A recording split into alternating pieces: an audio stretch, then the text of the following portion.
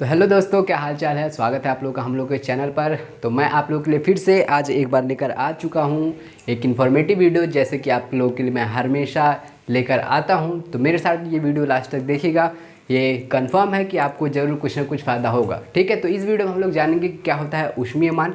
एक ईंधन की जो ऊष्मीयमान, जो मेन कैरेक्टर वो क्या होता है, ऊष्मीयमान होता है। ठीक है, अगर कोई ईंधन है, उस ईंधन का मेन कैरेक्टर क्या होता है, वो उसका ऊष्मीयमान कि वो कितना जलता है। जो जितना ज़्यादा जिसका ऊष्मीयमान होगा वो उतना अच्छा ईंधन होगा। तो ईंधन का जो मेन कैरेक्टर होता है ऊष्मीयमान, उसके बारे में हम लोग जानेंगे, क्योंकि एग्जाम में कई बार पूछा गया है कि किसका, मान लीजिए कार्बन हो गया, कार्बन का ऊष्मीयमान कितना होता है। ऐसे ऐसे जो है बहुत सारे क्वेश्चन पूछे जाते हैं। तो वही सारे कुछ क्वेश्चन हम लोग आपके लिए लेकर आए हैं, मतलब कि कुछ ऐसे चीज़ें कंपाउंड लेकर आए हैं जिसका ऊष्मीयमान लिखा हुआ है। वो चीज़ आपको याद करनी है और मैं एक्सप्लेन करूंगा। ठीक है, तो आइए फिर शुरू करते हैं वीडियो को। देखिए, सबसे पहले देखते हैं कि क्या होता है ईंधन का ऊष्मीयमान। तो जैसा कि मैंने अभी बताया आपको कि ऊष्मीयमान होता है वो किसी ईंधन का कैरेक्टर होता है, मेन कैरेक्टर होता है, मतलब कि उसका जो गुण होता है, मेन कैरेक्टर वो गुण होता है ऊष्मीयमान। कि अगर ऊष्मीयमान सबसे ज़्यादा, तो उस ईंधन का अगर ऊष्मीयमान जितना ज़्यादा होगा वह ईंधन उतना ही अच्छा होगा। ठीक है, ये बात कन्फर्म। तो ऊष्मीयमान होती क्या है, तो ये जान लीजिए कि कोई ईंधन जो है, कोई ईंधन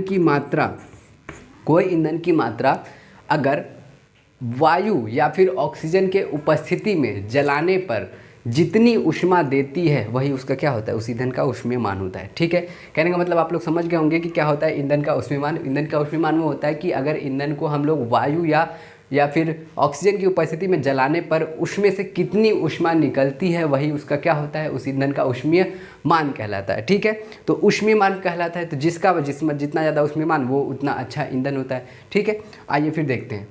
और एक बात और कि जो ऊष्मीयमान है इसको हम लोग कैलोरी में मापते हैं। ठीक है, कैलोरी हो गया या फिर मतलब कि यूनिट यानी कि मात्रक, कि कैलोरी हो गया, किलो कैलोरी हो गया, किलो कैलोरी। ये क्वेश्चन पूछा गया आपसे कि ये किस में मापा जाता है ऊष्मीयमान को, तो कैलोरी हो गया, किलो कैलोरी हो गया या फिर किलो जूल हो गया। ठीक है, किलो जूल हो गया। तो ये सभी इसी चीज़ों में मापा जाता है, किलो जूल पर ग्राम हो गया, ऐसे ऐसे। ठीक है, तो ये होता है ऊष्मीयमान का यूनिट यानी कि मात्रक। ठीक, अब आते हैं, देखते हैं हम लोग कि किसका मान किसका ज़्यादा होता है। तो देखिए, कोयला है, कोयला एक प्रकार का ईंधन होता है और इसका जो मान होता है किलो जूल पर ग्राम में कितना होता है, 25 से 32 किलो जूल पर ग्राम होता है।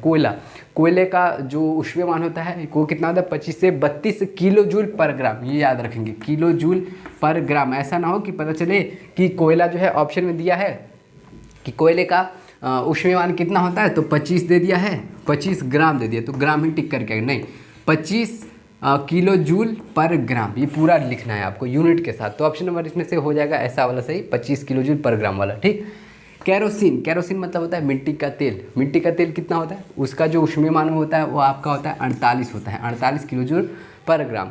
याद रखेंगे एक बात, पहली बात तो ये सीधे आप स्क्रीनशॉट ले लीजिए। ठीक है, ले लिए।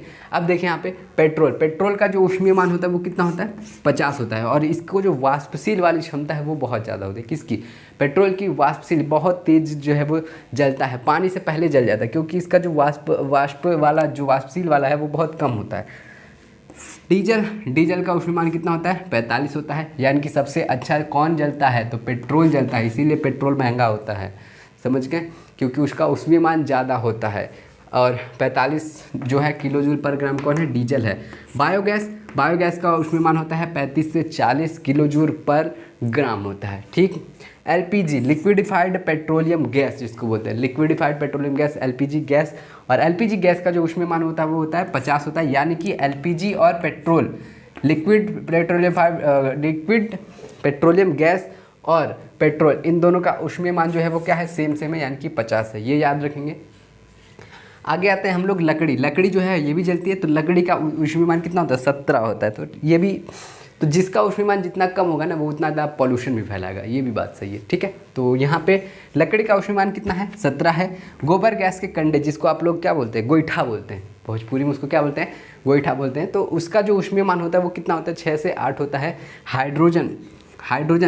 हाइड्रोजन का ऊष्मीयमान कितना होता है, 150 होता है। अभी इसके बारे में हम लोग कुछ फैक्ट की बातें करेंगे जो कि बहुत इंपॉर्टेंट है, क्वेश्चंस के रूप में पूछी गई हैं। उसके बारे में हम लोग बात करेंगे हाइड्रोजन के बारे में। उसके बाद से हमारा आता है मीथेन का ऊष्मीयमान जो होता है वो कितना होता है, 55 होता है। 55 यानी कि 55 किलो जूल पर ग्राम होता है। ठीक है, अब देखिए कहने का मतलब ये है कि आपसे क्वेश्चन एग्जाम में ये पूछा गया था कि जो किसका है, कौन सा ऐसा हाइड्रोकार्बन है, ठीक है, कौन सा ऐसा हाइड्रोकार्बन है जिसका ऊष्मीयमान सबसे ज़्यादा होता है, कौन ऐसा उस हाइड्रोकार्बन है जिसका ऊष्मीयमान सबसे ज़्यादा होता है। तो सबसे पहले आपसे जानने के लिए आपको ये जानना पड़ेगा कि क्या होता है हाइड्रोकार्बन। तो हाइड्रोकार्बन जिसमें सिर्फ हाइड्रोजन प्रेजेंट हो और कार्बन प्रेजेंट हो वो होता है हमारा हाइड्रोकार्बन। तो सबसे ज़्यादा हाइड्रोकार्बन में अगर किसी का ऊष्मीयमान होता है तो वो हमारा होता है मीथेन, यानी कि CH4। देखिए कार्बन और हाइड्रोजन, हाइड्रोकार्बन जिसमें कार्बन और हाइड्रोजन प्रेजेंट था वो हमारा होता है हाइड्रोकार्बन। तो ये हो गया CH4। मीथेन का जो है सबसे ज़्यादा ऊष्मीयमान होता है और ऑलमोस्ट 55 होता है, 55 किलो जूल पर ग्राम होता है। मैंने यहाँ पर लिखा भी है, मीथेन जो है वो 55 ऊष्मीयमान होता है। तो ये आपसे क्वेश्चन पूछा गया था कि उसमें हाइड्रोजन भी ऑप्शन था, हाइड्रोजन का ऊष्मीयमान सबसे अधिक होता है, 150 होता है। देखिए 150 किलो जूल पर ग्राम होता है, लेकिन कितने लोग ऑप्शन 150 टिक करके आएंगे, जिसको हाइड्रोकार्बन नहीं पता होगा सिर्फ वो रट के गया होगा। ये तो याद रखिएगा, हाइड्रोकार्बन जिसमें कार्बन और हाइड्रोजन प्रेजेंट होता है वो होता है हमारा हाइड्रोकार्बन होता है। तो हाइड्रोकार्बन में सबसे ज़्यादा जो ऊष्मीयमान होता है वो होता है हमारे मीथेन का होता है। उसके बाद से हाइड्रोजन जो होता है वो होता है 150, ठीक है, 150 किलो जूल पर ग्राम होता है किसका, हाइड्रोजन का। ठीक है, इसको याद रखेंगे। और हाइड्रोजन से रिलेटेड ये क्वेश्चन पूछा गया था आपसे कि हाइड्रोजन का ऊष्मीयमान सबसे अधिक होता है, लेकिन उसे हम लोग क्यों ईंधन के रूप में यूज़ नहीं करते हैं। बहुत अच्छी बात है ये कि सबसे ज़्यादा ऊष्मीयमान किसका है, सबसे ज़्यादा तो भाई साहब हाइड्रोजन का ही है, लेकिन हम लोग इसको ईंधन के रूप में यानी कि जलाने के रूप में हम लोग इसका क्यों नहीं प्रयोग करते। बहुत बड़ा रीज़न है क्यों, क्योंकि हाइड्रोजन जो है वो विस्फोटक जो है वो बना लेता है। हाइड्रोजन हवा में मिश्रित होकर के ऑक्सीजन के साथ क्रिया करके क्या बना लेता है, तो क्या बनाता है, विस्फोटक बना लेता है। ठीक है, तो इसीलिए भले ही उसका ऊष्मीयमान 150 किलो जूल पर ग्राम है, लेकिन उसको हम लोग कभी भी उसको ईंधन के रूप में उपयोग नहीं करते। ठीक है, बाकी आपको वीडियो अच्छी ही लगी होगी। और अगर फुल एक्सप्लेन वीडियो अगर आप लोग अपने एग्ज़ाम की तैयारी करने के लिए, पॉलिटेक्निक की एग्ज़ाम की तैयारी करने के लिए अगर आप चाहते हैं कि फिजिक्स के 24 चैप्टर आपके एग्ज़ाम में हैं जो कि आपके सिलेबस में पढ़ने हैं, केमिस्ट्री के भी 24 चैप्टर हैं और साथ में मैथ के जो है वो 50 चैप्टर, अगर आप चाहते हैं कि ये सभी फुल एक्सप्लेन के साथ आपको मिले वीडियो तो आप लोग पेड क्लास ज्वाइन कर सकते हैं। तो पेड क्लास ज्वाइन करने के लिए आप इस नंबर पर कॉल कर दीजिए 75 25 81 80 29। तो पेड क्लास ज्वाइन करने के लिए आप लोग हमें उस नंबर पर कॉल कर सकते हैं और पेड क्लास में आप लोगों को इन सभी के चैप्टर के फुल एक्सप्लेन वीडियो मिलेंगे और साथ में आपको 5000 क्वेश्चन के PDF दिए जाएंगे जो कि आपके लिए बहुत इंपॉर्टेंट होंगे। ठीक है, तो वीडियो अगर अच्छी लगी हो तो जरूर लाइक करेगा, बाकी कमेंट में ज़रूर बताएंगे कि आपको ये वीडियो कैसी लगी। मिलते हैं आपसे अगली वीडियो में, तब तक के लिए थैंक यू।